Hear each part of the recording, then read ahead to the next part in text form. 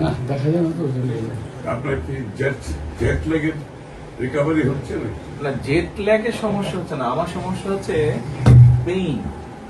ওই যে দাঁড়ায় দাঁড়ায় দাঁড়ায় দাঁড়ায় মানে এই কয়েকদিনে মিলিয়ে গতকালকেও তো জিপের থেকে বাসে একটু ইজি হয়, দাঁড়িয়ে জিপিতে বসে মানে 3 দিনে 8 আওয়ার্স আমি হাত করেছি।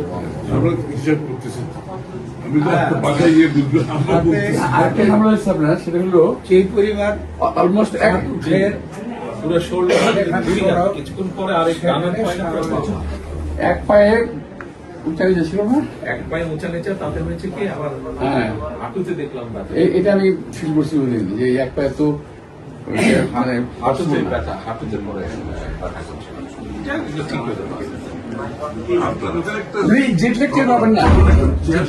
আজকে দিয়েছে, আজকে ফিক্স করেছে। যে আমি ওদের বললাম যে আমাকে এখানে একটা chair, folding chair, back support সহ ইয়েস, ওই যে ফোল্ডিং চেয়ার থাকে যে বাসের মধ্যে, ঠিক ওই চেয়ারটাই মাইক্রো বাসে থাকে না, ফোল্ডিং চেয়ার, ওই যে ড্রাইভারের সিটের পাশে, ওরকম একটা লাগিয়েছে আজকে।